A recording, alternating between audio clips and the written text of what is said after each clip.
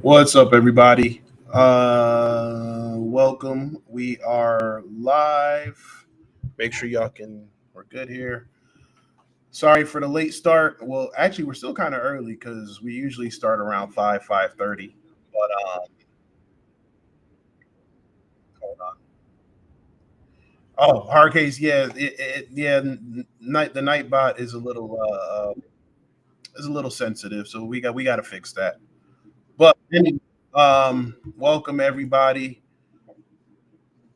We are live. Like I said, apologies for the late start. I actually wanted to start a little bit earlier, but if you saw the stream the other day, um, I did the rookie mistake of going through the different challenges and not saving the passwords.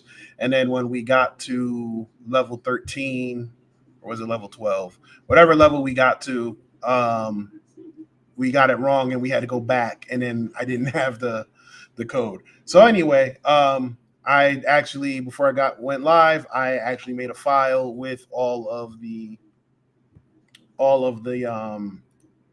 passwords. So you'll see that in a second. And then I think what we're gonna do is we'll probably do, if I remember correctly, once we get to about 14 or 15, some of the levels start to get a little ridiculous. I don't I fully recommend going through the entire Over the Wire Bandit challenges, but because we want to get to we want to get back on our training, I think we'll probably do maybe this last level that we were working on, and then maybe one more after that. Um, just because I know there's one level that's coming up that's going to be real stupid, and I don't want to get people lost in that one because that challenge does get to be a bit much with the zipping and unzipping and all of that. So shout out to everybody who is watching. We are streaming live on Twitch, YouTube, Facebook, and LinkedIn. So shout out to everybody who is watching. I know we usually get a big crowd from the LinkedIn folks who seem to really be enjoying the ethical hacking stuff. We also got some folks, our regulars. Shout out if you are watching. Let's see, Eric. We have Hard Case here is one of my gamers, but we have Eric and a few others. Let me see. Yeah, Hard Case. I use Restream for multi-streaming. And I usually do it through OBS, but I've been lazy the last couple of days because I want to kind of get things done. So all right, so let's go ahead and log in to Kali Linux. I'm going to go ahead and share my screen so y'all can see. So remember, I didn't do this before. We were just kind of going through the different levels and just running through them. And I didn't save the password. So I went ahead and went back and did all the levels again. So we didn't have to do what we did on Tuesday, which was go back and do the levels all over again. If you want to catch up on what we've been doing with the Over the Wire Bandit, you can check out our last two streams. If you want to just follow up on everything that we've been doing with the Appsec Rabbit Hole, you can follow that whole playlist on YouTube. So I'm gonna put the link to the YouTube channel in the chat, so you can follow us there. But like I said, we are going to keep all of these together, so this way, if anybody is interested in following along, especially when we start getting into the ethical hacking stuff, you'll be able to. Hard Case, this isn't a game. This is actually a computer that we're in right now. We're in a virtual environment right now, and we're doing a couple challenges. So we got the password for the last 11 challenges, right? And then I think we were doing the ROT 13 challenge. So we were trying to decipher the password. And if you look, I was putting this in. Actually, let's go ahead and connect to it. So let's go ahead and we'll clear our screen. And then, appreciate it. We will connect to Bandit 11, and then the password is the one that we got from, I believe this is the last level we did where we had to decode it using base 64.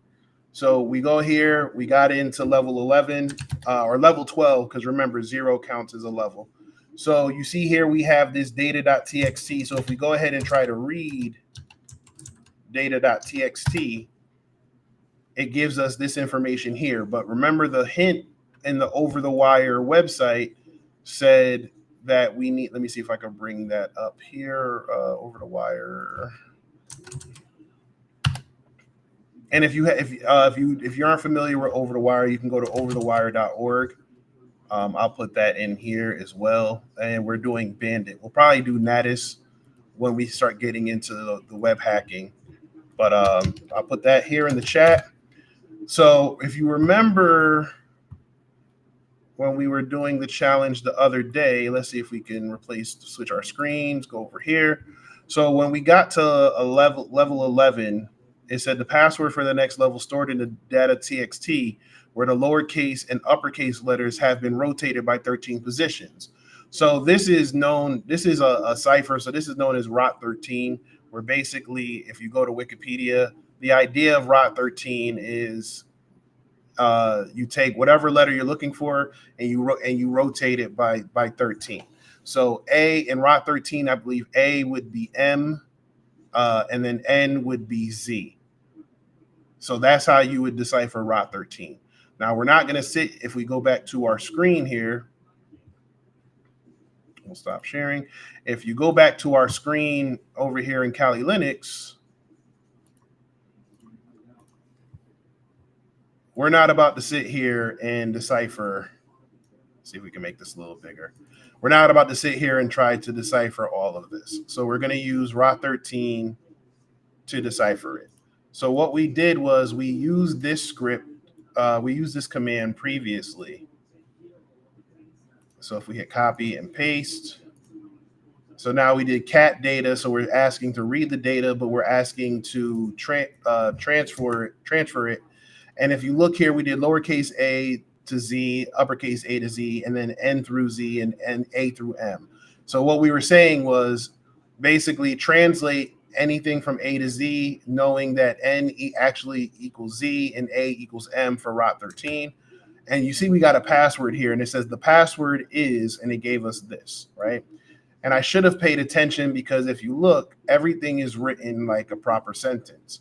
So all of this stuff here was in caps, and this was lowercase. So that tells me that my command is backwards. So after I looked at it, I saw that I did, oh crap, I did lowercase a to Z and uppercase A to Z instead of uppercase A to Z and then lowercase. So if we go ahead and put in the right one, and like I said, I'm just going to copy and paste it so I don't have to type the whole thing. We'll paste this and then we'll hit there. Now nope, that's the wrong one. I did it twice. Copy and paste the selection. Now you'll see it's in proper syntax. The password is 7x16. All right. So now if we take that, we're going to copy the right password now, and we're going to save it because we don't want to mess that up. And we'll go ahead and remove all of those. And now the way to see if we got it right is we will exit out. And now we will go to Bandit 12, or like I said, level 13. Like I said, I believe this is the challenge where I was like, but let me double check first before I say otherwise. So let's clear our screen. So if I hit ls, you'll see there's another file called data.txt. If we try to cat data.txt, you see it is in a whole, it's in hex. I was gonna say something, but I'm gonna behave myself and not. So because it's in hex, what we got to do is, I'm gonna read the challenge to you. I mean, if y'all want me to walk through this one, let's go ahead and do it. Why not, right? Why not? We'll do this one and then we'll check out Haiku. But it's just a pain. All right, so let's go ahead and find OverTheWire. So we're going to share this screen. So you see the password for the next level is in a file data.txt, which is a hex dump of a file that has been repeatedly compressed. For this level, it may be useful to create a directory under the temp file, which you can work. Use a make directory with a hard to guess directory name, or better, use the make temp directory. Then copy the data file using copy and rename it using move. Read the man pages. So what it's telling us to do here is we're going to have to, now let's switch back to our Kali Linux machine. So we're going to have to take the contents of this file. We're going to have to take this file and we're going to have to move it into a temp directory. Now, if you remember when we went through the Linux file system last week, we talked about the temp directory. The reason why a temp directory is important is because all information that gets put in that temp directory gets automatically erased, deleted, removed, whatever you want to call it, as soon as the computer shuts down. Now, why is that important? In this situation, for this challenge, we're probably going to have to compress and decompress and zip and unzip. So these files are going to start to get really big in size, right? And it's going to take up memory, especially if you're using a virtual machine. If you set up your virtual machine like I did, you probably have limited hard drive space. You don't want to use all that space up. So what you do is you put it in the temp directory. And then when you're done with the challenge, you can, if you forget, let's say you forget to delete it. Why are you doing that? If you forget to delete it, you can then once you shut everything down, it will erase for you. So I really don't want to do this.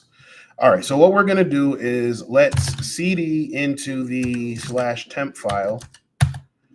And then we're going to do exactly what OverTheWire said. Let's just read man mk temp. So you see what happens. Mk temp means you're going to create a temporary file or directory. Create a temporary file or directory safely and print its name. Template must contain at least 3 characters, blah, blah, blah. Right? So the -d command is we're going to create a directory, not a file. Right? If we do it by default, it's just going to try to create a file. So if we give it the -d, then it's going to know that we're creating a directory. Okay? So we want to do that, and then from there, once we make that, let's quit this. Let's quit. Okay? So we're in our temp directory, so we're going to make a file called mktemp. All right, so just let me know if you're doing this alongside with me. Just let me know if I'm moving too quickly, or if you want to review or whatever it is you want to do. Okay.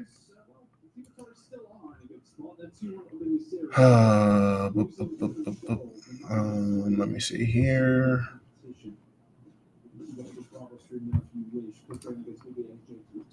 Hold on, y'all. I'm just looking at something real quick.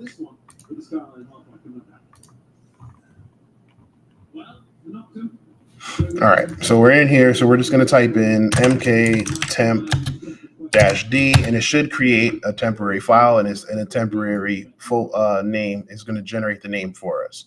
So now that we have that, we can go back to our home directory where the data.txt file is, but I'm actually going to show you how to move something from another directory to your directory. So what we want to do is we want to move the file. Actually, what I want to do is, rather than move the file, I'm actually going to copy it. No, let's just move. I'll copy it just in case I mess up along the line. So we're going to copy, and then this tilde sign stands for home, like the home directory, and then we can type in data.txt because that was the directory where that file is located, and then we're just going to put in this 1 dot or period, and what we're saying is move data.txt, which is located in that home directory, and move it here. So that dot is your current location. Okay. So now when I hit enter, you'll see it just goes blank. If I hit ls, why can't I open the directory? Come on, ls-la. Why? What? Cannot open directory. Oh, crap. I made a mistake. All right, so we made our file. So now we need to move into cd. Well, I don't remember the name of the file now. Okay, let's do this again. All right. We're going to copy this, and now let's cd into. Can we chmod? We're not admin users, Eric. I don't think we can we? I should have checked to see what rights we had. All right. Well, like I said, we're in this folder now. So now let's just go ahead and copy data.txt. And now if we hit ls, there's our folder. Yeah, I don't think we can chmod in there. So, okay. So we have that. So we have our data.txt. So now we need to rename it. So we're just going to say move, even though we're not moving it, we're keeping it in this location. The move command can also allow you to rename it. So if we move data.txt, and then let's just call it sub for subscribe. Shameless plug. All right, so now when we hit ls, you'll see we have a file called sub. So if we cat sub, you'll see there's our hex dump. So what we're going to do now is we're going to run a tool, and I'm gonna actually type in the man page so you can see it. So let's clear our screen, and then we'll do man xxd. Oh, nope, I said MSN, not me. I am typing dumb today. Okay, so if you see here, why does this legit feel illegal? Hard case, because if you do this on a real system without permission, it can be. But this is a virtual environment, it's a training environment, and I give myself permission. So this is so just so you know, hard case, this is my day job, or this is one of my day jobs. I work in cybersecurity, and like I said, we do stuff like this. We do challenges or we do classes, but we also do simulated hacking, or I wouldn't call it a cyber attack. But all right, so XXD, you see here it says make a hex dump or do the reverse, and then the commands would go. So XXD creates a hex dump of a given file or standard input. It can also convert a hex dump back to its original binary form. Okay, so similar like UU encode or UU decode, it allows the transmission of binary data in a mail-safe ASCII representation, but has the advantage of decoding the standard output. Okay, so basically, like I said, we can take this and we're gonna convert it. Okay.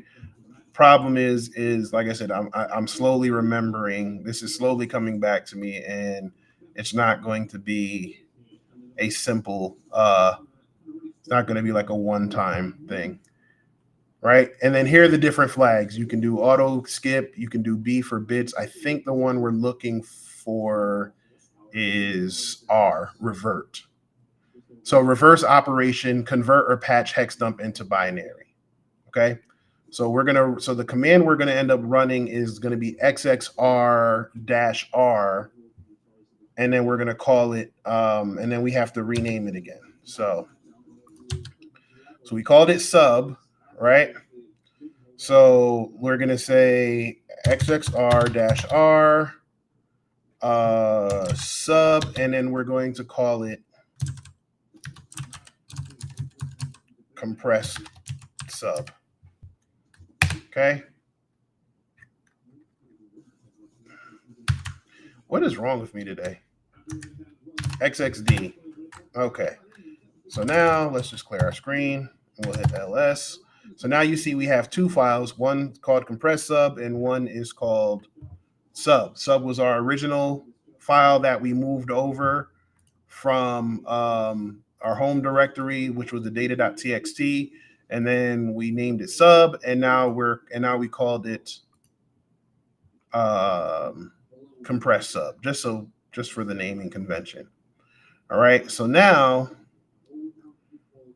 if we are to, if I remember what we're supposed to do here now, we're going to have to keep decompressing this file. If I remember. So to do that,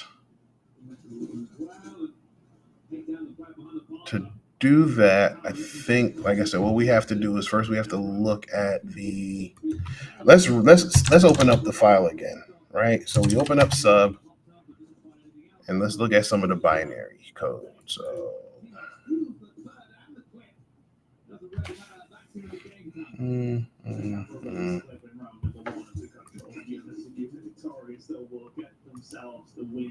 try to remember this here.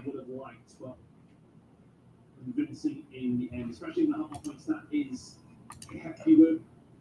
Notorious, but pretty much guarantee themselves first spot. I think we have to run gun zip, right? I'm just looking at the information.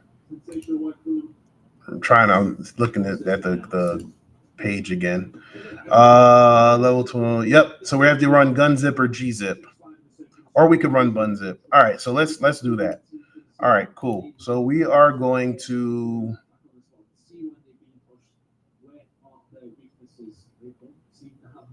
we have our compressed here.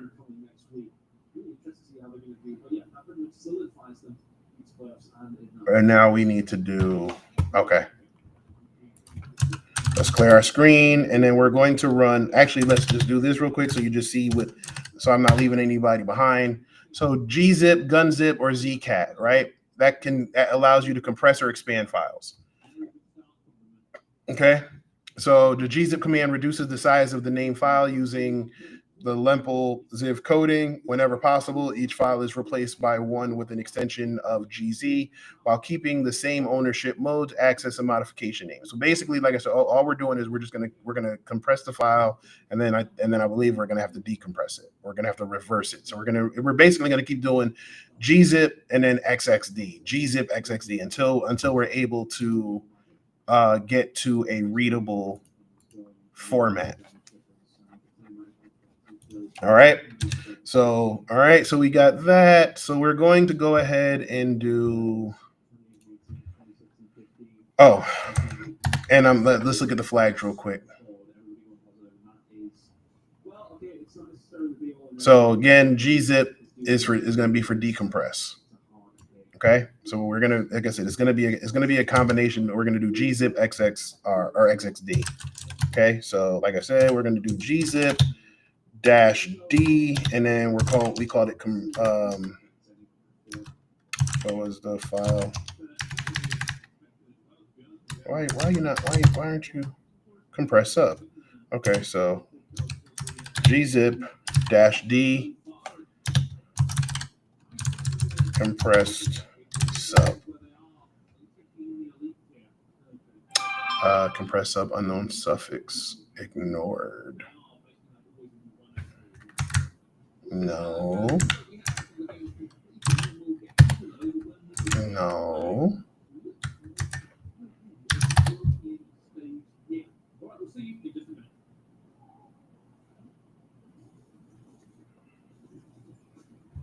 Why aren't you? No, okay, hold on.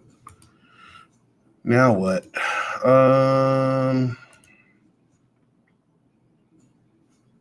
Here, let's. Oh, I know what we got to change the file format. Move, compress sub, and we're gonna call it. Let's just call it compress gz. Okay, now we should be able to do gzip decompress compress gz. There we go. Okay, so now when we ls, we have compress and we have sub.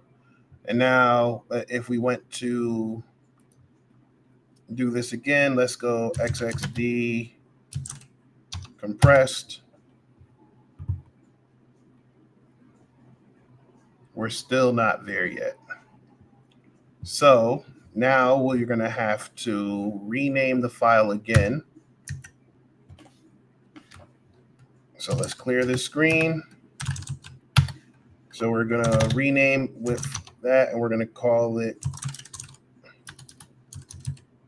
compressed 2. And we're going to call, and then do it GZ again. And then we are going to gzip again. Compressed 2 GZ is not in gzip format. But I just did do it in format. Let's go back. XXD compressed.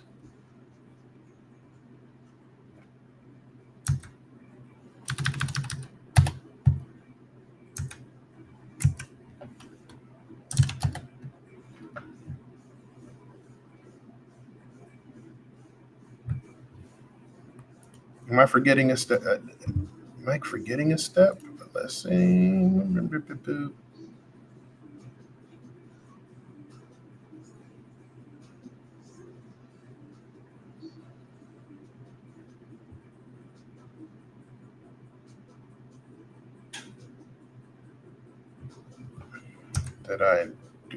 What did I do?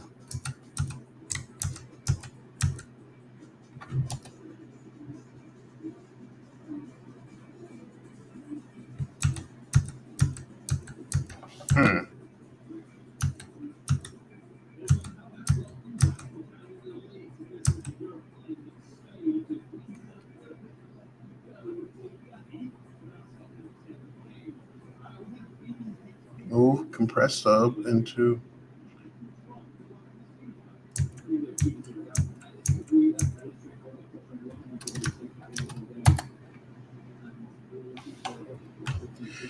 Oh boy, this is why I didn't want to do this one. Okay, let's try this again. Move sub into compressed. Right? We're gonna back up. We're gonna back up a step, and then we're going to move compressed. Actually, just to be on the safe side, we're gonna copy compressed, and we're going to call it compressed.gz, right? And now we're going to gzip-d compressed.gz.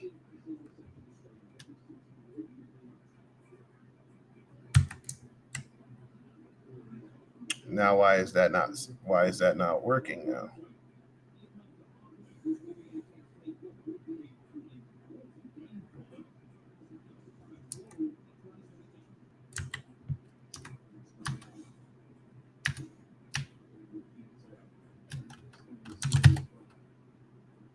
Okay, let's rm compressed and crap. I hate this challenge. I officially hate this challenge.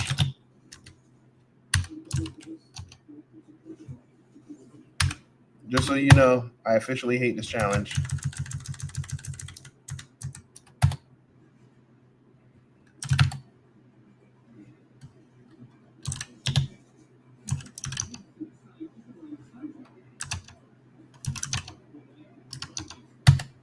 Okay.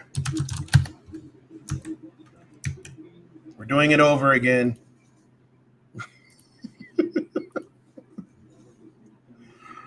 Oh boy. All right.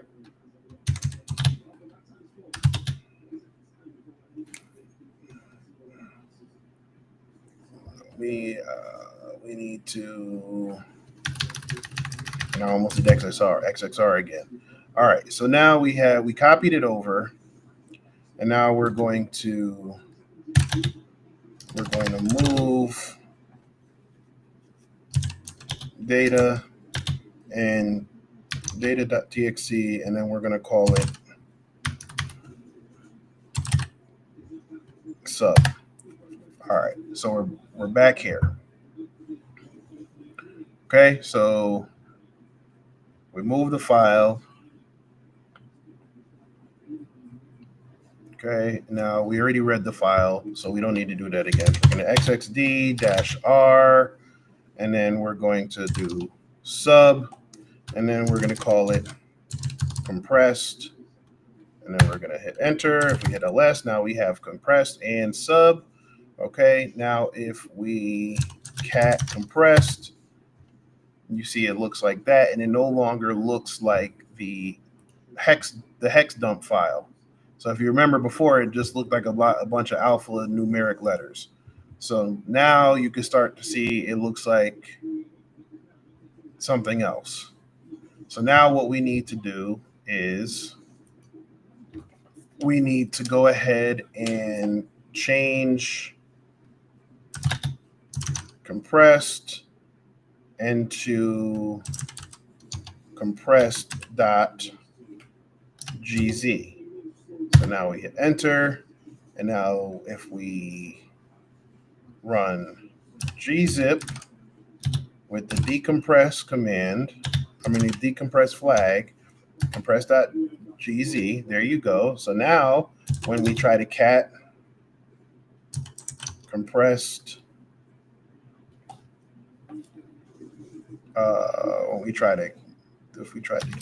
let's not cat it again. So we have our we have our gzip. So now we have ls. So we still have our compress, and we still have our file, those files. Okay.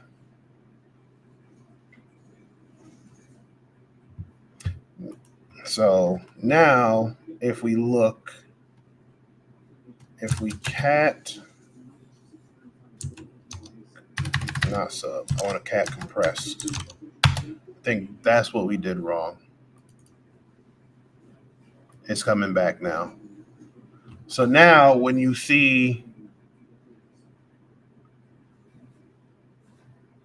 trying to read,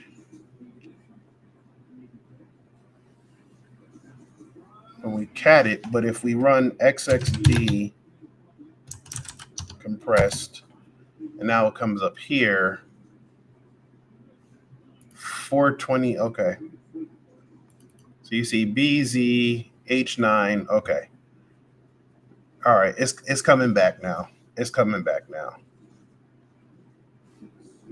So the BZ, and if you BZ,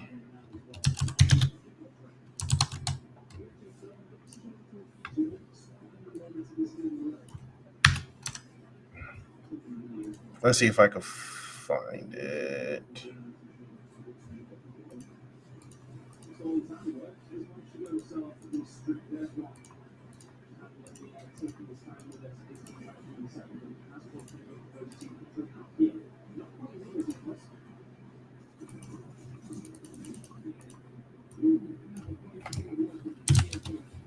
Okay, so let's move over here. Yes, sir, thumbstick.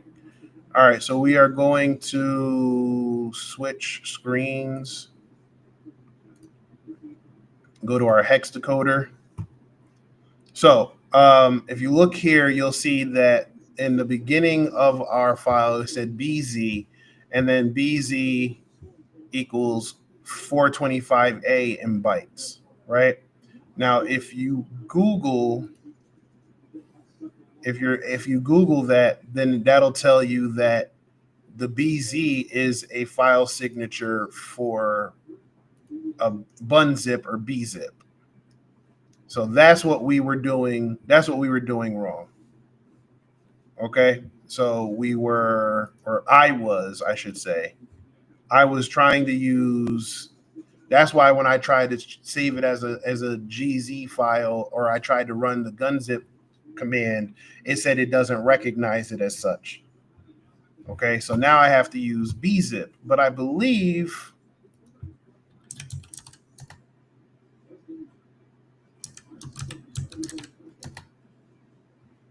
I don't believe that's in there.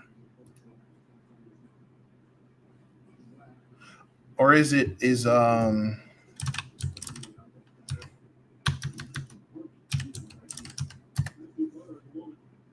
okay. All right. And I just noticed that I didn't share the stuff over here. We're gonna quickly go through this challenge, and then I'm gonna showcase Haiku, and then we'll go from there. Thumbstick. I just wanted to. I should have stuck to my guns and not did the challenge, but I knew this challenge was gonna. I hate level 13 on Bandit. Okay, so we do have bunzip 2. So what we need to do now? So we compressed the file, right? And then we need to actually change the file name again. So we are going to move compressed and call this compressed2. And we're going to hit enter. And now if we hit ls, you'll see we no longer have compressed. We have compressed2 and sub. So now what we need to do is we need to run the command bzip2-d for decompress. And then we're going to call it compressed. Oh, no. Hold on. I forgot. We need to move compressed2 and call it compressed 2.bz2. There we go. So now we're going to run the command bzip2-d compressed2, and now it went through. So we didn't get an error message this time. So we're moving in the right direction. Okay. So now if we xxd compressed 2 dot, or we come through that one. Now you'll see here it is still a mess. It's still not readable. It is still not readable. So now what we need to do is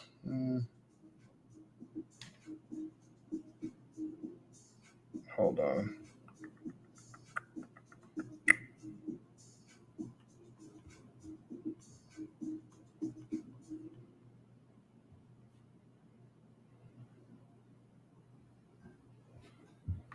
Okay, so let's clear ls.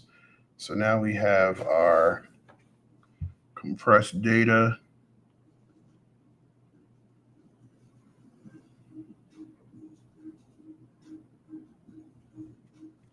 Now we're going to go ahead and move compressed2 into compressed. Now remember we did it as a BZ file, so now we need to go back to a gunzip file, right? And now we need to do gzip again, -d, compressed2, and now you see it went through again. So now we need to run xxd compressed2, and it's getting better, but now it's a bunch of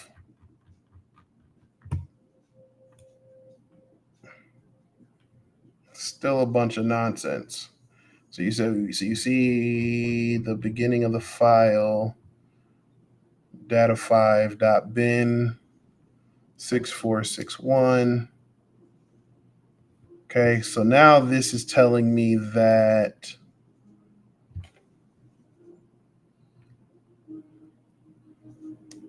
we need to, and now it looks like the compressed file is zipped, right? I believe that's what's happening. So let's clear our screen. Now let's see ls. So now we're going to move compressed2, and then we're going to call it compressed2.tar. We're going to hit enter. And now before we do that again, let's just check the manual page for what tar does. Tar is an archiving utility. And then as you can see, it says the man page is short on the description, so it doesn't give us too much. But tar is an archiving program that's designed to store multiple files in a single file, which is known as an archive, and manipulate the archives. The archive can be either a regular file.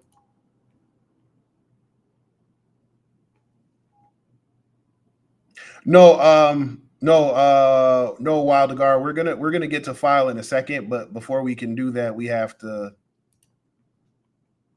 We're gonna check file in a second. Basically, I'm looking through the hex code first, but we'll end up using file to figure out the file type.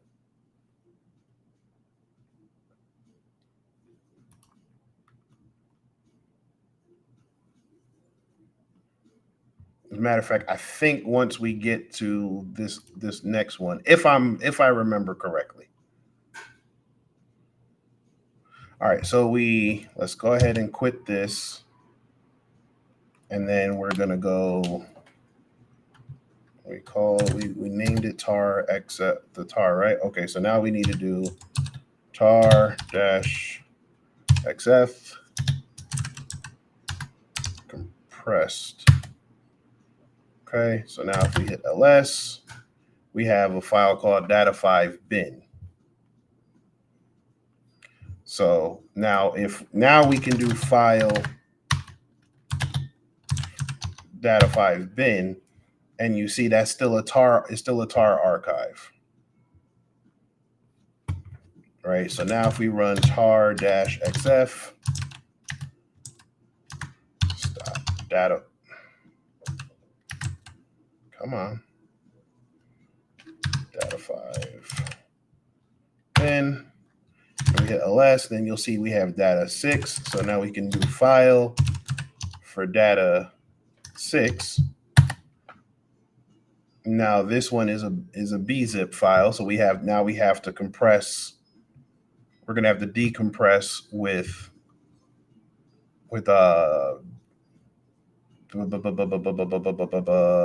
do we have to decompress with bzip? Let's see. Bzip data6 bin.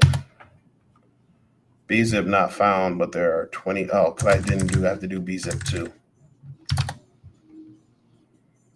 Right? So now if we hit ls again,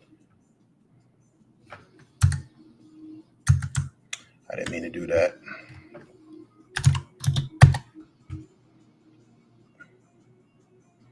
No such file and directory.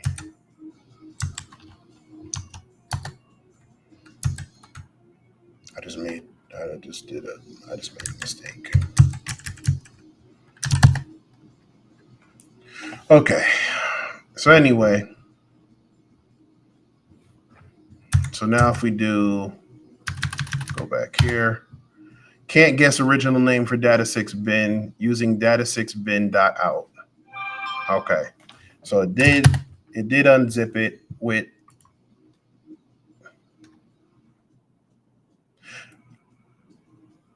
Yeah, you're not lying. You are not lying, sir.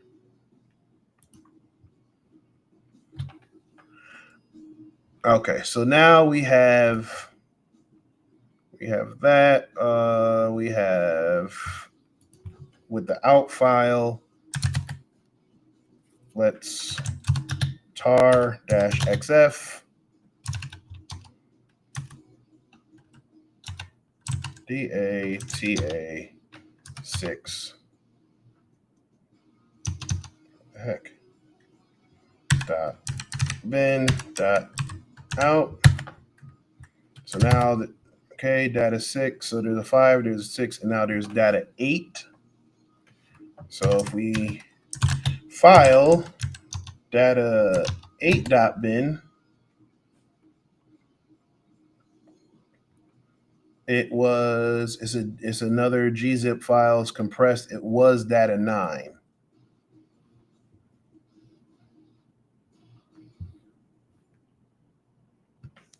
All right. So now if we have to make this, actually, can I just do gzip -d data8 bin. Can I do that? Data 8 bin, unknown suffix ignored. Okay, so we have to move data 8.bin to data 8.bin.gz, right? And now,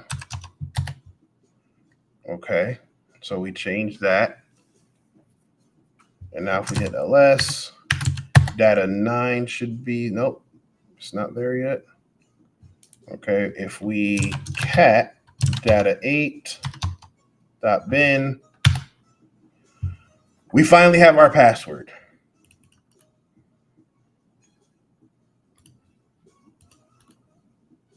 Okay, so that is why I did not want to do level 13. But as you can see, like I said, we basically had to change our file. We had to move into the directory. So again, this is why they said to move into the temp folder, so that as soon as we close out Kali Linux and turn it off and reboot it, it'll get rid of everything that's in that temp folder. So what we're going to do here is we're just going to call this, we're going to name this file OverTheWire.txt. We're going to save it to our desktop.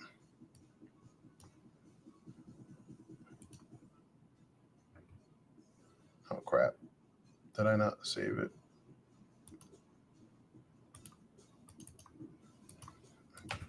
Whatever. OTW.txt. Enter. Cool. All right. So now we have our document. So we can go ahead. And actually, what we're going to do is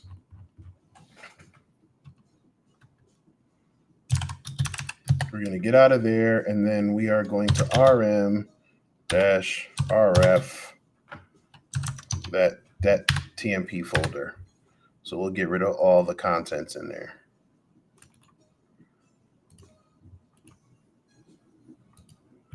And actually, before we do that, it's going to tell us we have to get permission to do it. So we're going to run the sudo command so that user bin sudo must be UID set to bit set. Okay, well then fine, don't let me do it. Okay, we can do it that way. But now if we hit ls or whatever, we can't hit the directory, which is fine. We're just going to go ahead and reboot the machine anyway, just to be on the safe side. Sorry. Sudo reboot. Oh, geez, we're still in the we're still in the thing. That's why I can't do it. Jeez, come on, Davin, get it together. Sudo do so.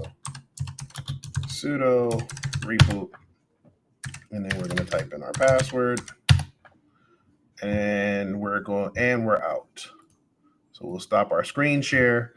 So basically, we are almost halfway through Over the Wire, but like I said, we have a lot of ground to cover. So I want to, if you're interested in continuing on, you can go ahead and do that. We'll probably come back to it, just because I don't like leaving things unfinished. But I do want to continue and get through the next thing I wanted to show you guys before we get back to our regularly scheduled program of try hack me and then jumping into the Windows fundamentals. So we're going to start this program here while we're loading up.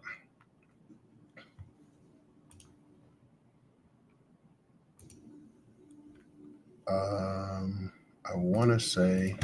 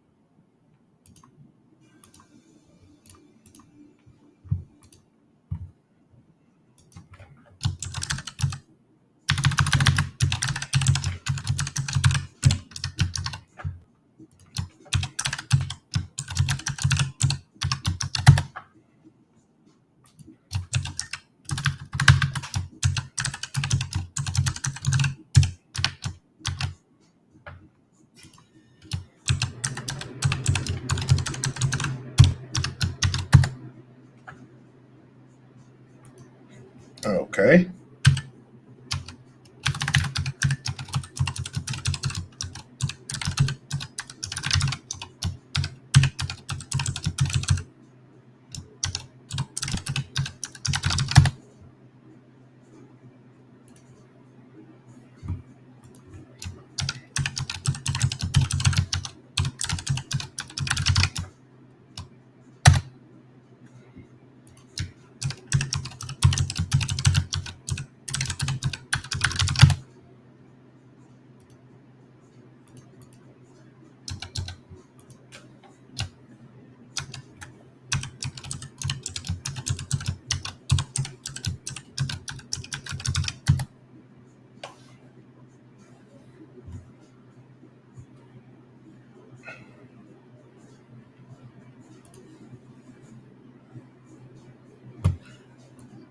Confused as to why this isn't working for me.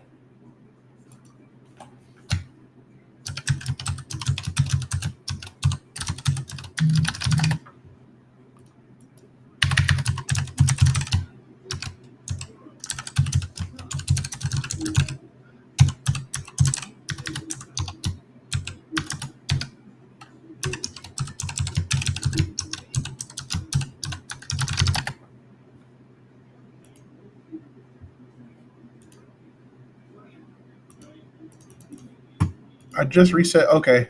See.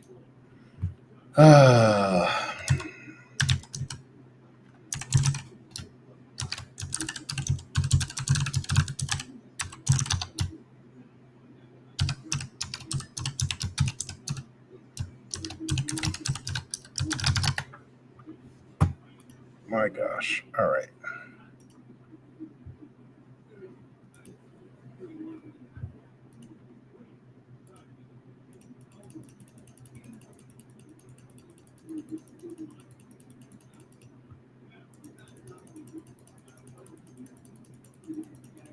Sorry, y'all. I'm trying to update. Telling me my password is wrong, but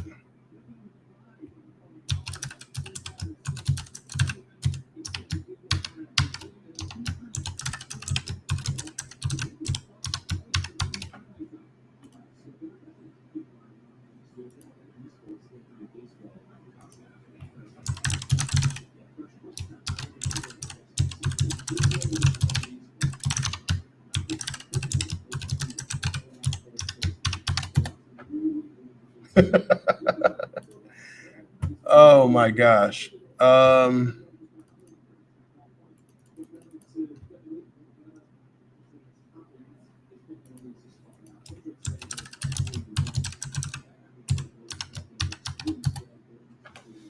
This is crazy.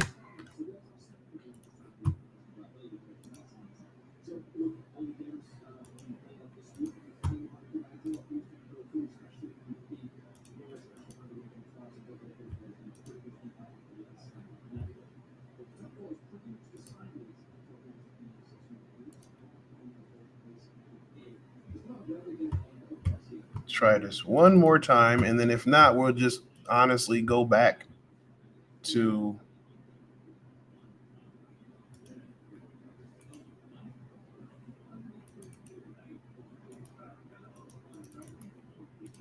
like if this thing isn't gonna like okay.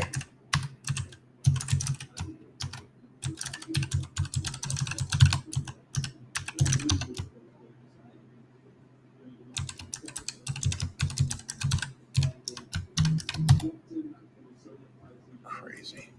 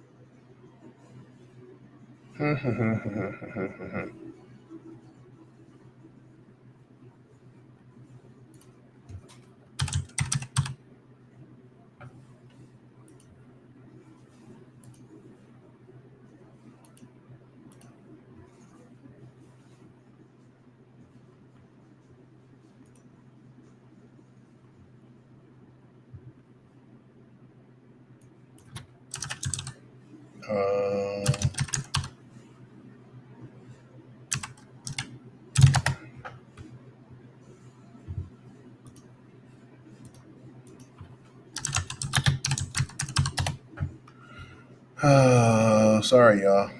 Sorry about this.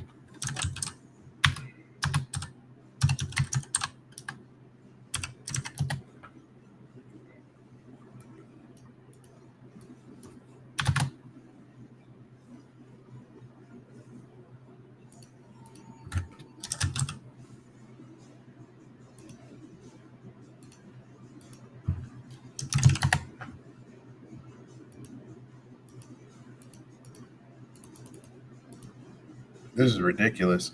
Um,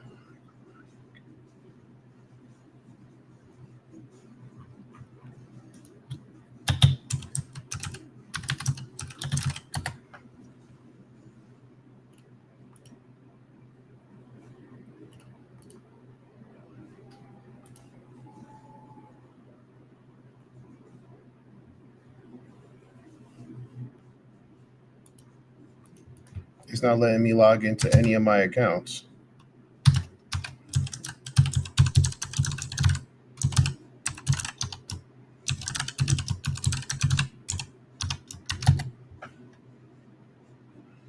Okay, so for some reason that of all the ones that work, that one works. Okay, sorry y'all. So I apologize about that. All right, so we are going to move over here, and it's actually fine that we're in this one because now we can start from scratch.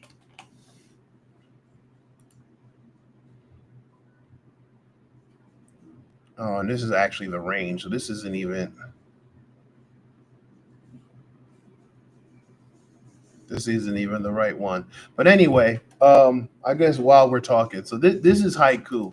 So what you're actually looking at right now is the pro range, and it has a bunch of different CTF missions and things that you can do within within their own environment. It's an AWS environment. As you can see, there's like forensic challenges. This looks like a web app challenge. This is also a web app challenge. This goes into how to use Haiku Pro, another web app challenge.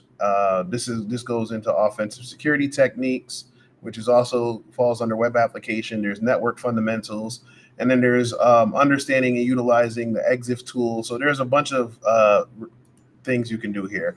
But what I really liked about Haiku is this Job Connect, which is under construction. But what it allowed you to do is you get to get these badges, so you could do these learning paths, and then you can earn these badges as you go through the game. And as you do that with your pro account, it's supposed to do things like update your LinkedIn profile and things like that, and then also kind of uh, put you in contact with other people who are in this network. And what it does is supposed to help that way, help you get jobs, find roles, network, and things of that nature.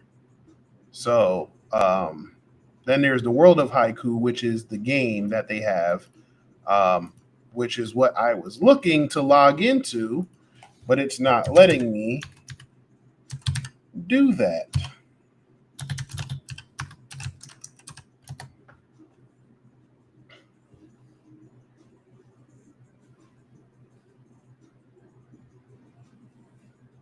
I don't know why it's not letting me do that.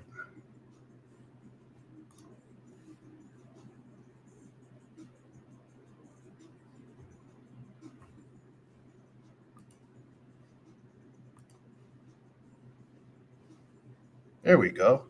All right, cool. Now we're over here. All right. So I did log in. So so anyway, what I wanted to do with was show you the first couple levels of Haiku.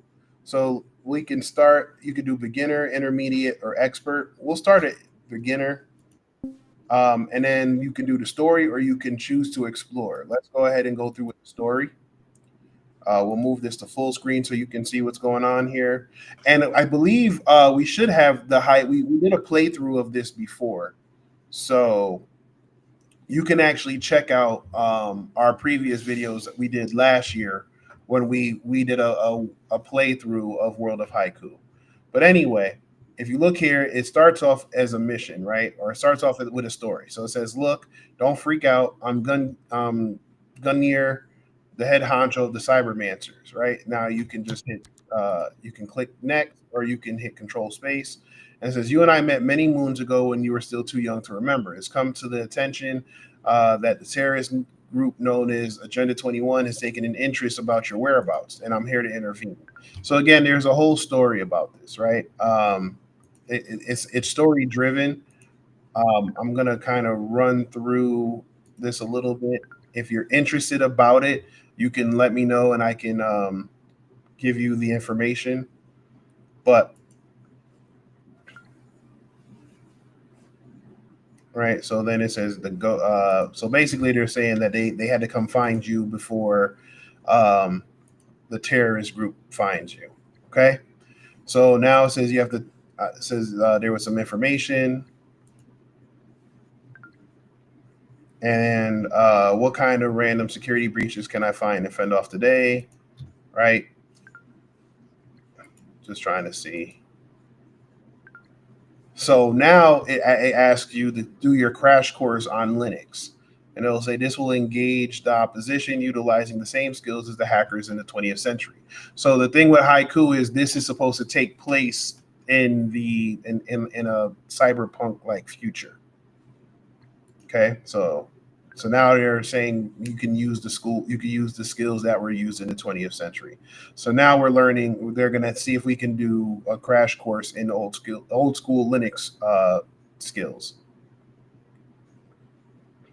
Okay, so again, we're just gonna jump right in, and it's telling you again. This is known as a command line interface or a terminal, like we talked about before.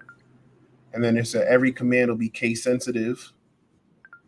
So again, it's going to ask us to type in the command. So we're going to do PWD. You see, you get a goal complete. And the PWD, remember, is print working directory. So again, this is just teaching us how to navigate Linux, right? If we wanted to change direct into the application directory, we'll do CD applications. And then if we want to see everything in there, we would just run ls. And then if we wanted to back out of it, CD ... And says, now you know how to move around. Don't forget, it's always where am I? What's here? Where can I go? So again, it's just showing you the basics of Linux, but they're doing it in a game, like environment.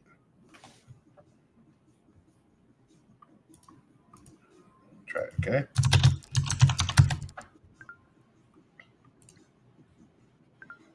Okay, so and then if we need to do PWD, you see we're in the documents, and then if you want to see LS, you can see the personal data. Looks like you have a file in your documents, and then it's going to probably tell us to read it with the cat command, right? So we can do cat personal data,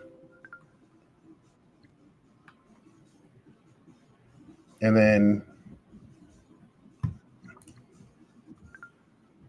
so again, like I said, I'm not to. Oh, okay, thumbstick. Yeah. We're just showcasing this tool that we finally got through level 13 of the other of Over the Wire. But now I just wanted to show this game real quick, but it took me forever to log in. Okay, so now you'll see here's the manual. So if you basically what's happening here is like if you wanted to use the graphical user interface like we talked about before, and then here's the manual on all the different tools. Again, like I mentioned before, we're going to try to do everything in the terminal because we're going to try to simulate real world um, Linux and command line interface tools. So along the way, you'll be awarded badges to show off your proficiency and progress. So again, like I said, so this is a really cool. This is a cool game. Like I said, obviously it's not graphics intensive and nothing like that, but it is a cool game to learn about Linux, learn some skills, and then when you get the pro version, you can actually use it to upskill learn new things, and even possibly use this to kind of help you network and land rules, entry level rules, I should say. Okay, so it says you have now navigated the grid. Okay, so you can go talk to Rascal. So again, like I said, we've done these before. If you want us to do another playthrough, we can. Maybe as we kind of move on down. But like I said, we got a lot to cover, so I don't want to hold up. I don't want to use too much time for it. Okay. Um, so now basically we're just going to kind of use the things that we've learned to do this quick mission.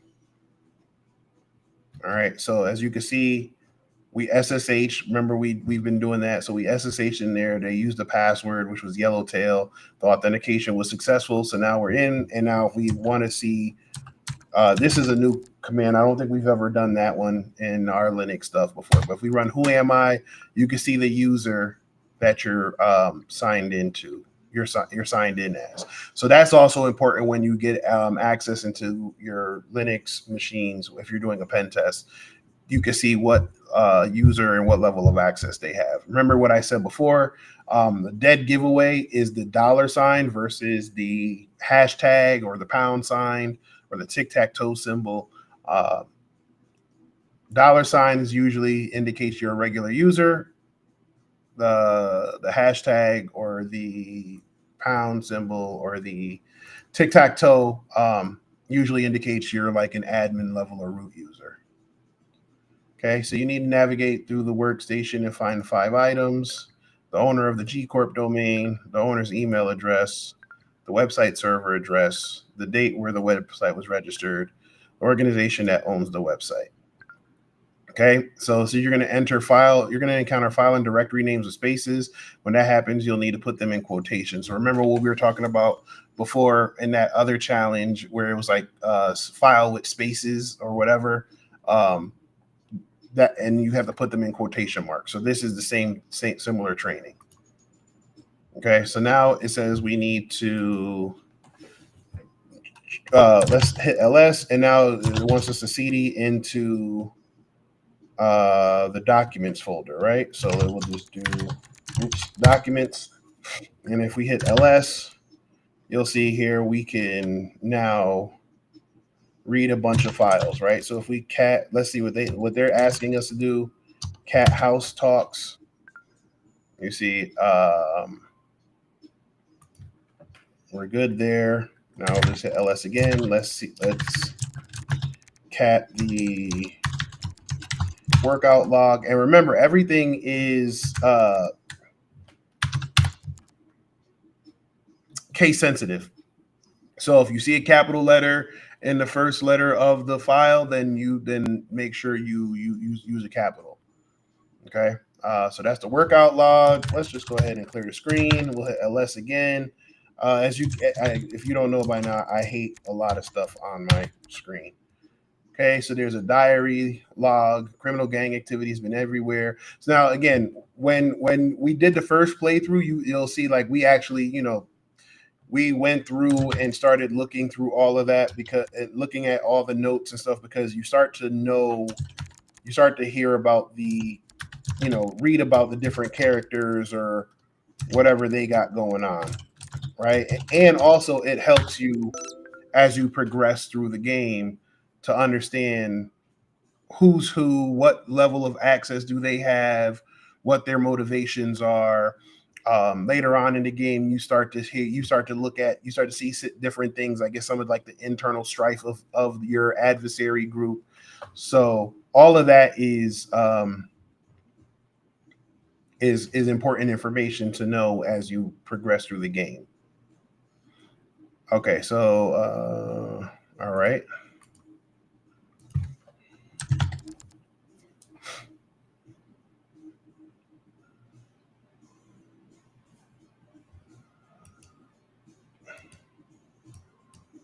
Okay, so it says suite. Okay, great. So you can use that to find the owner of the group. Fantastic. Now let's get out of the documents folder, and now let's move into the downloads folder.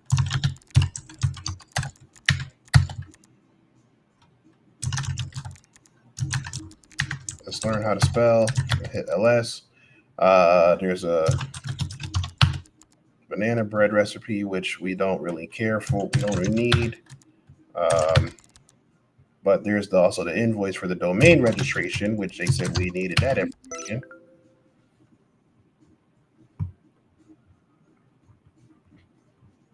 Right, and if you're still here, Hurricanes, like when we're doing these assessments or when we get into a machine, this is exactly what we're doing. Like we're navigating the file directories and looking for information that we can use.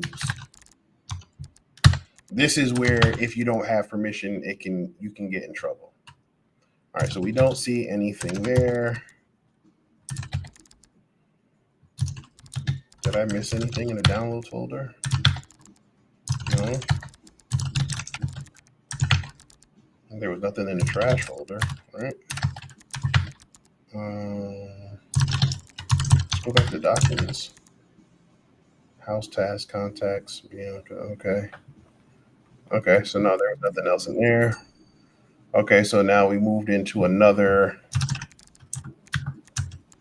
computer. First thing we do is we check to see the username. So we're B Hampton. Again, we kind of already know that, so we're kind of moving ahead. But we'll just whatever. Okay, let's clear our screen because I hate a lot of stuff on my screen. And then again, let's go into our documents folder. And now let's start with the monthly budget.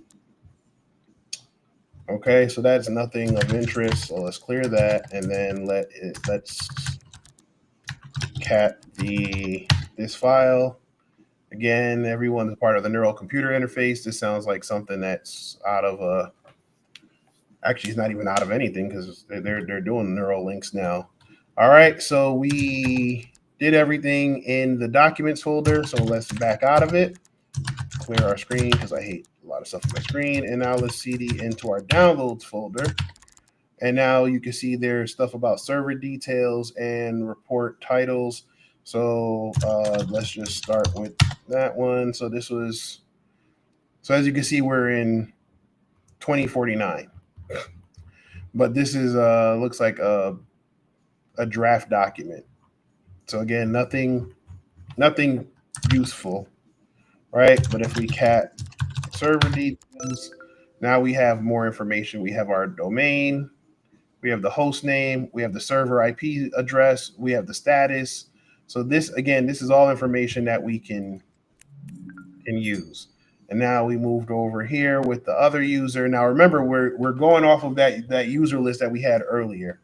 But if we just do PWD, you see we are in the home drive. And if we type in who am I, we are Ella M. Johnson. I'm gonna clear the screen because I hate looking at everything on my screen. We're gonna hit LS. Same thing. We're gonna CD into our documents folder. We're gonna read this declaration of ownership.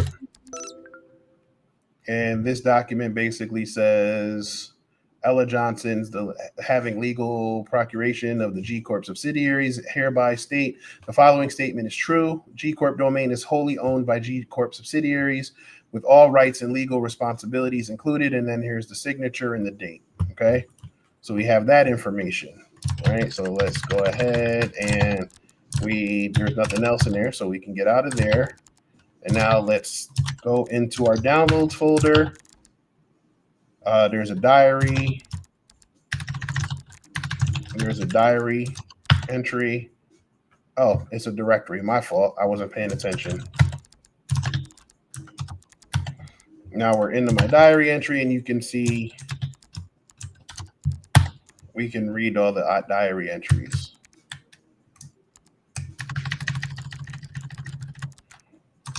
And remember, if you just type in the if you start typing and then you type you hit the tab button, you get the autocomplete tab. So we'll do June 7th.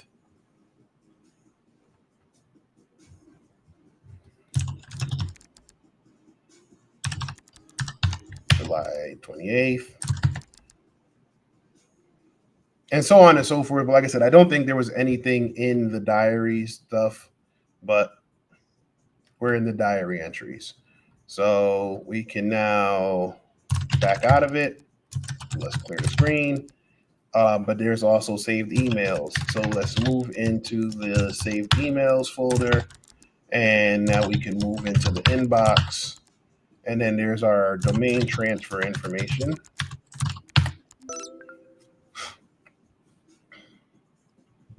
Okay, so the domain's euro7.gov. So that means it's a government domain. So you can modify your domain. Okay, cool. So we have that information. I believe we should have all the stuff we need. Yep. So now there's a mission update. It says I have a few more tasks for you.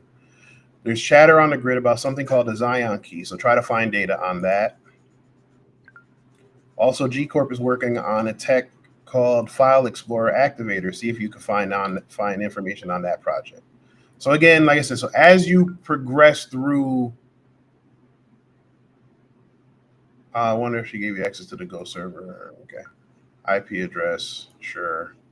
Okay, so basically, as you progress through, like I said, you'll get essentially like side missions and stuff like that as well.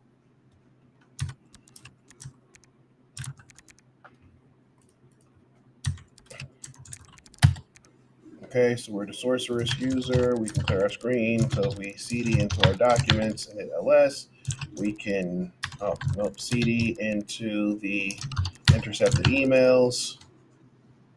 And now we can, let's start with acquiring source.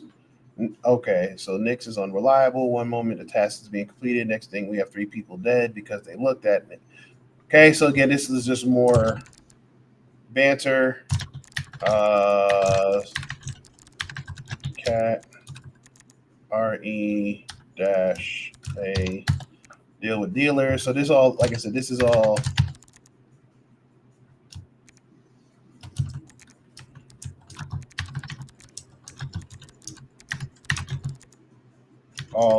basically information or different messages, right?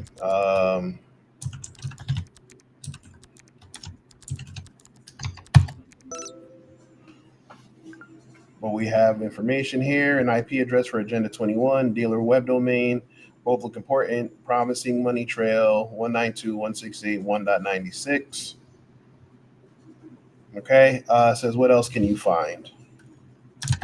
Okay, so we finished everything here, so let's get out of there. There's nothing else in the document, so let's get out of there. Let's clear our screen, hit ls. Let's move into the systems folder and move into the applications folder. And there's our File Explorer activator. So, I mean, if you see here's like that, when I'm telling you, as you get used to using Linux, like it, to me, I move faster just doing that than I do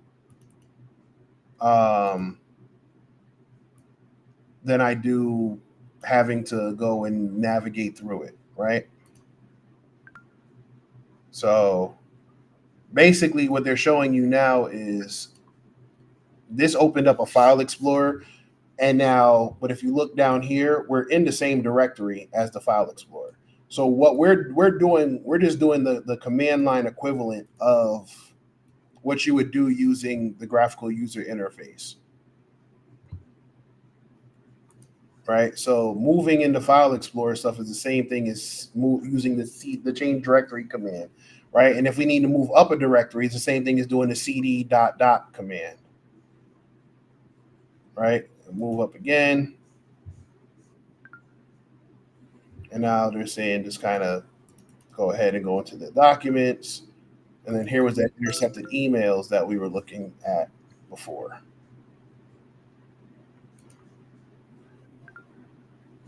Try double clicking acquiring source email. So again, this is all the same information that we just kind of read. Now again, like I said, as you move through the game, it'll tell you you can use the file explorer, but I'm just like I said, let's just stick to the command prompt because again, you're not going to have that luxury in a real world situation unless you're like I said, unless you're on like a Windows desktop or like an Ubuntu desktop. But even then, if you're on a pen test, you're not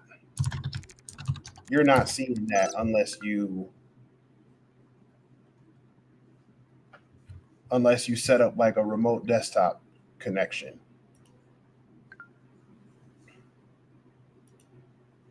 So basically, what we found the file, and you can actually see it if we hit. Oh, we got badges. Okay, if you hit ls. No, I don't want to complete the mission yet. Well done. Blah blah blah. Okay. All right. I guess they're telling us we completed the mission, but we found the files that we were looking for. So what they were saying was based on the files that we found that there's going to be massive cyber attacks and that we should probably stop them. So now this was the first level. Remember, they were looking for me or looking for the player because they were told to find them, and now essentially you've just been initiated into the group. So now when you go ahead, now you see the next step is to infiltrate the dealer's network. So like I said, so there's different missions in every level, and every level you're learning more Linux skills. So it's like I said, it's a really cool game.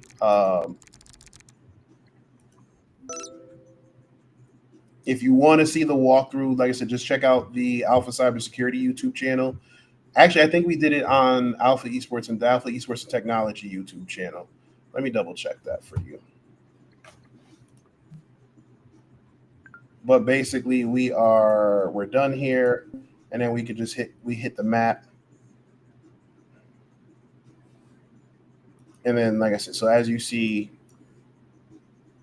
as we progress through, and this is actually volume 2, but as we progress through the story, let's go down. As you progress through the story, there's different networks you have to get into, and obviously you can't get into one without doing each of the missions.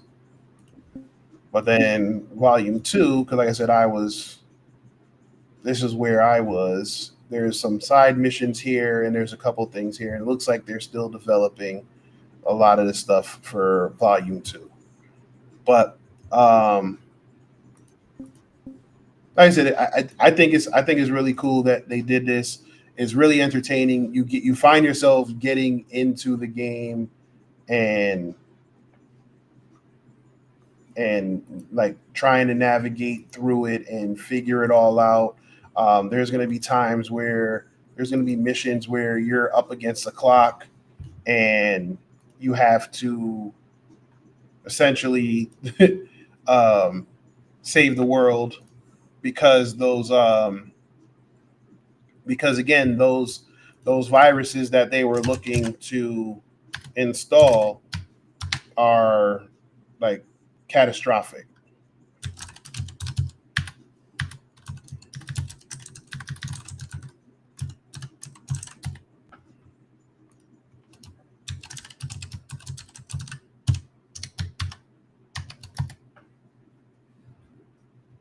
Oh, would you look at that? It just took a few minutes, I guess, for it to register. Hold on. Let me share this screen again real quick.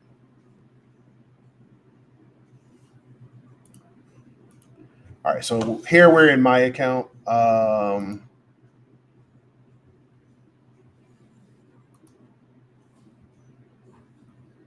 Oh, we're back in. My fault. We're back in. I want to do.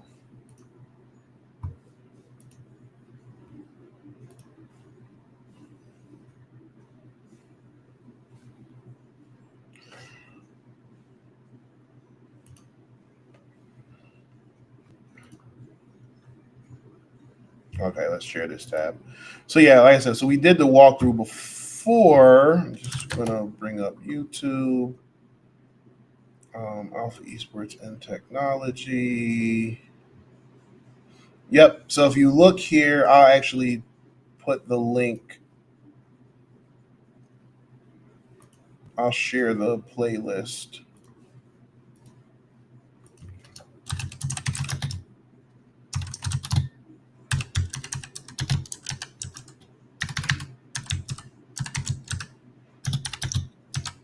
So if you want to see the walkthrough, how we went through the game, you can check that out there.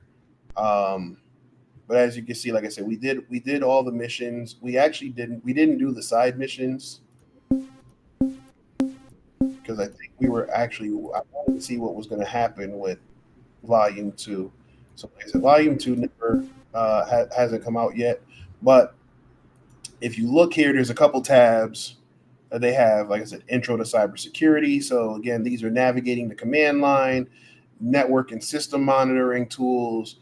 Like these are all lessons and stuff that you learn, and you actually learn them through the game. Now, if you didn't want to do the missions or didn't want to go through the story, then that's where you can just do that intro to cybersecurity. But I just wanted to show you like the icons for the mission, right? So hit continue again. So you see the icons here. Those are the badges that you get um, as you progress through the game. But like I said, when you move to intro to cybersecurity, it's showing you that these are where you're learning these lessons, right? And then there's some dojos. So these intro to file, web connectivity, what's this? Advanced network scanning. Those are extra lessons if you wanted to do those. Then you can move into the premium content.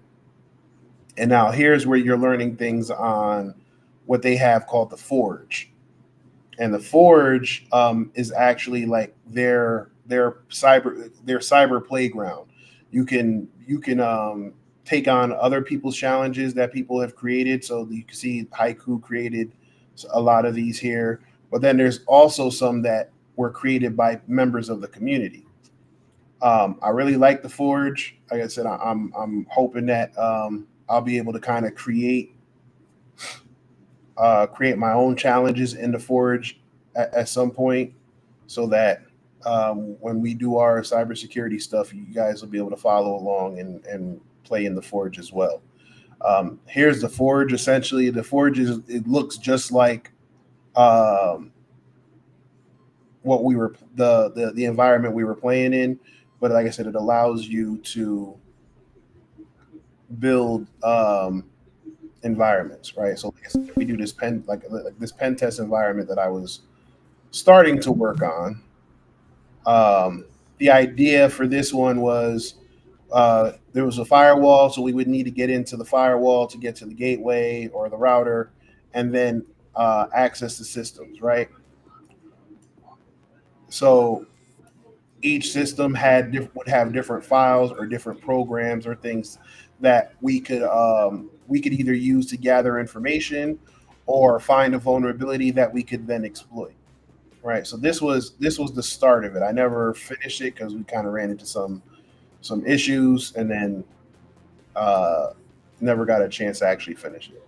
But once we start doing our cybersecurity trainings, like I said, I would like to be able to publish, which you can see right here, and add that for my students.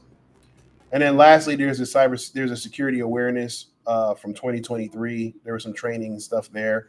A lot of the stuff in Haiku is aligned with the NICE framework, so the National Institute of Cybersecurity Education. So again, the idea is to play the game, learn the skills, and hopefully, um, you know, gain an interest to develop a career.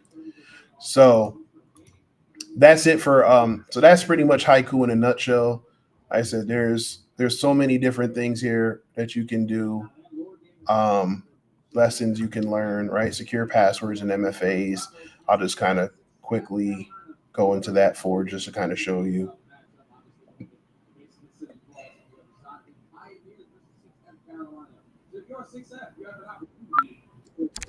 And again, these are all, like I said, these are all just stories, right?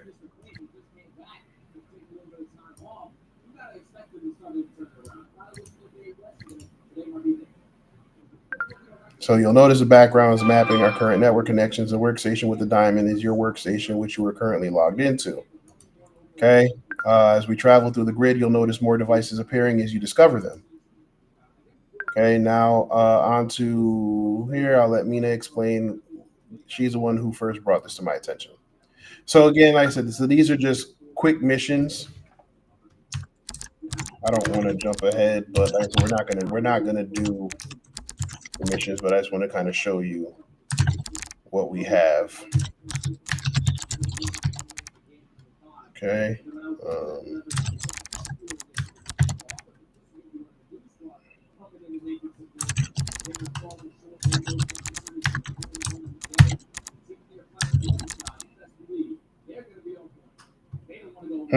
so anyway,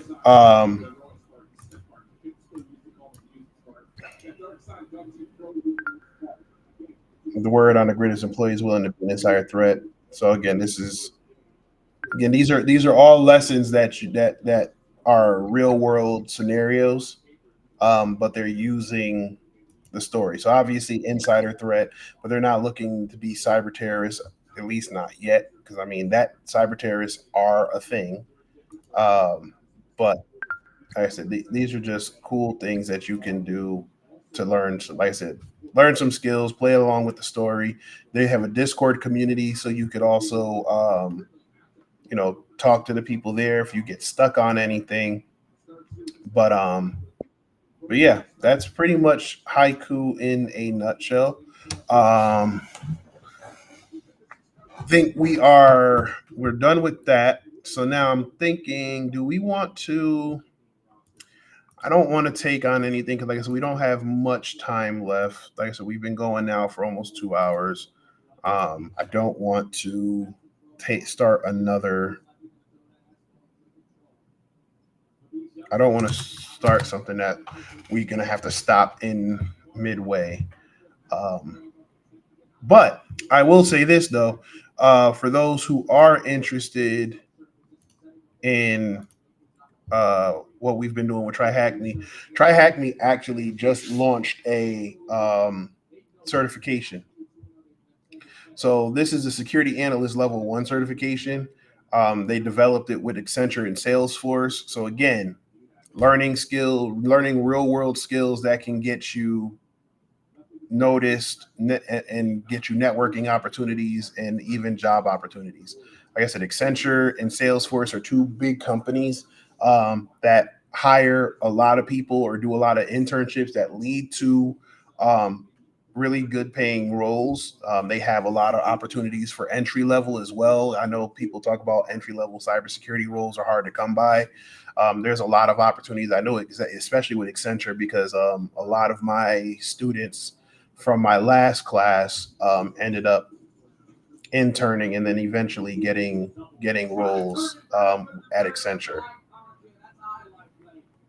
So basically, what they do here is you have a written you have like a multiple choice exam, and then you have a simulated SOC environment where you have to do hands on stuff. And I think this is honestly the best way to get certified, right? You have a lot of certifications out there that are, I mean, a lot of certificate. Well, not even actually. I'm not even gonna say that anymore because a lot of certifications now have switched to this model. But in years past, you could just study very well. You could study for the exam, and it was multiple choice. So you already knew that, you know, you if you studied, you could pass. There were a lot of people who were passing just because they studied or they were getting the exam dumps and allowing them to pass the exams, but they weren't really learning anything. Or you had people who would get the certifications but not know what to do with it because they didn't have any hands-on knowledge. So you have what you would call these paper tigers, right? These certain because they would just be they'd certified on paper, but if you put them in front of a keyboard or a terminal and said, "Okay, go," they're not going to be able to do that, right? And a lot of jobs, especially um, in cybersecurity, there's a hands-on element to it, especially um, in the interview phase, right? I remember I interviewed for an airline company years ago, and we spent the first 30 minutes talking, and and shortly after we did that, and I guess they liked my answers, um they put me in a room, and inside the room there was a here, I'll put that here like this so you can see a little bit. So they put me in a room, and then inside the room it was one computer, and the computer had a command line terminal, like a Linux command line terminal. And they sat me down and they said, "Get root on the machine and deface the website." And I was like, "Oh, okay." So I had to sit down and basically go through the process of gathering my information, doing my reconnaissance, doing my scanning, finding the vulnerability, finding the exploit, and then finding where the web server was, and manipulating the HTML to say, I forgot what I put in there, but basically, like, that was my interview. So it was like 30 minutes of, tell us about yourself, tell us about your background, why you think you're a good fit for this job, what experiences do you have, and stuff like that. And then, like I said, they both approved that I could move on to the next step, and they were like, "Okay, but before you do that, let's go over here." And like I said, I went into this other room, and they sat me down, and they were like, "Go." um, so you'll have situations like that, or you'll have technical interviews where they're giving you scenarios and you have to answer those questions. So again, you have to have the knowledge. You have to know, right? Like, they're not going to ask you some simple question like, what's encryption, or they're not going to ask you something that you would get on a test. They're going to ask you, like, they're going to give you a scenario like, "Oh, okay, so you're on a pen test and you found this vulnerability, however there's also this service running. What would you do in this scenario, and why?" Right? So you have to have that hands-on knowledge. And I'm going to be honest with you, I've been doing this for a while, and I still stumble. Like, I interviewed for something the other day and bombed it, like, completely bombed it. And it's just because, again, I don't interview well, I guess, or in those situations, or I guess at my old age, like, I don't test well, and the nerves and all of that. I mean, and the crazy part is I knew the answer to the question, but it just took me forever to answer it. So I won't say that I bombed the interview, because, like I said, I answered the questions, but it definitely wasn't like quick. You know what I'm saying? Like, I had to play it out in my head, and again, they don't want you typing anything. There is no going to Chat GPT to get the answer. Like, you have to figure it out. So I'm literally like closing my eyes and like picturing the scenario in my head. Like I'm envisioning using Burp Suite and seeing what's showing up in there. And so yeah, it can get rough. Let me see what they have for Windows fundamentals.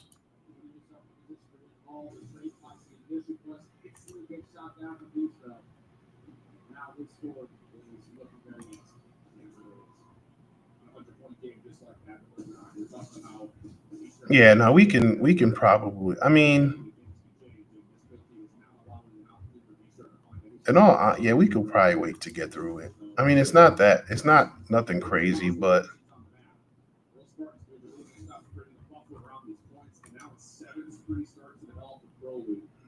I got a couple things coming up. It's 6:19. I want to get ready for my 7 o'clock. So I think I'm gonna probably call it here. But like I said, we went through. So we're at what, level 13 level. We're on level 14 now of the. We're on level 14 of Over the Wire. We went through. We did a quick showcase of Haiku. Like I said, I didn't. Like I said, I don't want to do the walkthrough again, or I didn't want to do the whole playthrough because again, we gotta get moving. It's no rush. It's not like we have a deadline, but I want to kind of get through it. So I just noticed there's something in here that shouldn't be in here. But yeah, like I said, the whole playlist for hacking with Haiku is on my on our YouTube channel, so you can walk through there. Like I said, if you're interested in, and I'll just show you. If you're interested in getting a license for Haiku, you can hit us up, and we can definitely facilitate that for you. Or like I said, just let me know if you want us to do another playthrough.